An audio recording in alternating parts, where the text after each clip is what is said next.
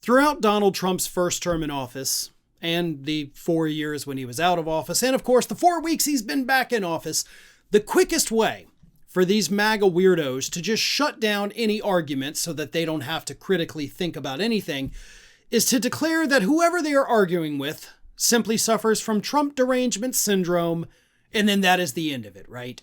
Oh, well, I can't talk to you about how horrible things are because you're suffering from Trump derangement syndrome.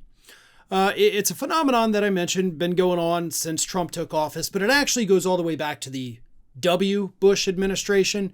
During that time, everybody on the left was allegedly suffering from Bush derangement syndrome, and then it was people suffering from Obama derangement syndrome, and here we are today. But Elon Musk is now out there pushing the idea that there are people really actually suffering from a Trump derangement syndrome, and he was kind enough to give us his impersonation of what these people look like by telling a totally believable story about a birthday party dinner he went to last year. Take a look. Now you're going to rescue astronauts. And now, and again, you do all of this. I would think liberals would love the fact that you have the biggest electric vehicle company in the world. Yeah, I mean, I used to be adored by the left, you know. Yeah, not anymore. Less so these days. He killed that, huh? I mean, less so. I really didn't. Well, I mean, this whole sort of like, you know, they call it like Trump derangement syndrome. And I didn't, you know, you don't realize how real this is until like you can't reason with people. So like I was at a friend's birthday party in LA, just a birthday dinner, and it was like a nice, quiet dinner, and everyone was behaving normally. And then I happened to mention, this is before the election, like a month or two before, I happened to mention the president's name. And it was like they got shot with a dart in the jugular that contained like methamphetamine and rabies, okay? And they're like, wow! And I'm like, what is wrong? Guys, like, you can't have like a normal conversation. Yeah. And it's like, it's like they become completely irrational. As I said before I showed you the clip, that story is probably the most believable thing I've ever heard, right? Like, that's definitely something that totally happened for real. No, in the history of all things unbelievable, that is the least believable thing I think I've ever heard come out of Elon Musk's mouth, and that is saying a lot. Simply put, that didn't happen, or at least it didn't happen that way. Are there people who do not want to hear Donald Trump's name spoken? Absolutely. There certainly are. Just like there's Republicans who refuse to engage in any conversation if you mention the words Biden or Obama. They will totally shut down as well. But here's the thing. And first of all, before I even get to that, I think it's so cute that Donald Trump has to escort Elon Musk everywhere, right? Like, Musk is the real president. He's the one taking over the interview with Hannity. Trump's just sitting there, you know, sullenly, "Was somebody talking to me? Me." Well, act like the president and maybe they would. That's why they're talking to Elon Musk. But anyway, there are people in this country who I've mentioned a couple times really are truly suffering from Trump derangement syndrome.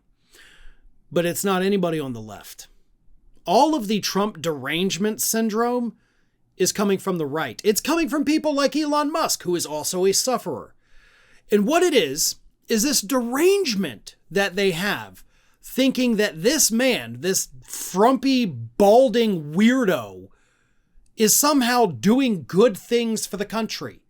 It's the people who go to CPAC and bring the giant golden statue of Donald Trump. That's derangement. That's not normal. Like, that is something that a good psychiatrist could diagnose you with, something that is treatable if you were to go sit on their couch for an hour.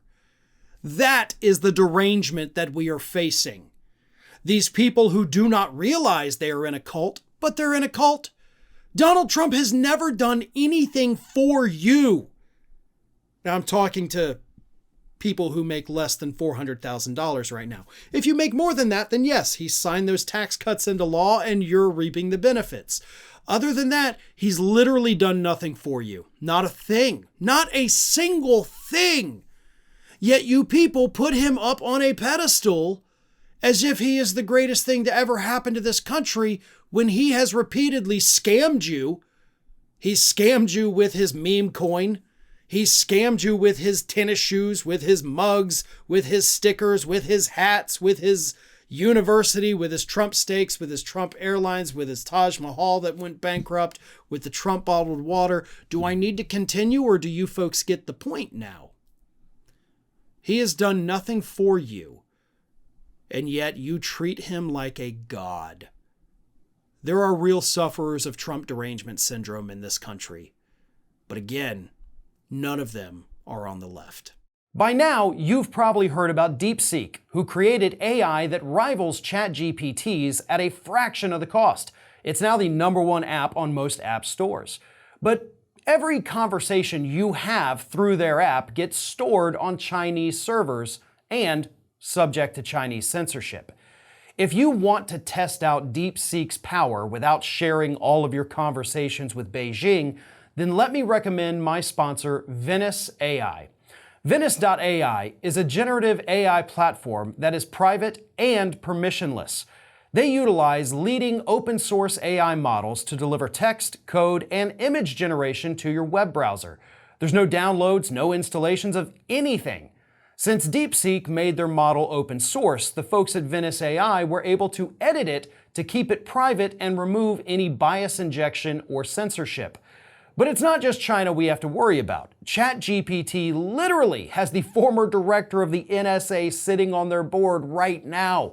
Do we really think our conversations are private with American AI companies? We also know that these companies program their AIs to only give certain kinds of answers. So I love that Venice.ai doesn't spy on you or censor their AI.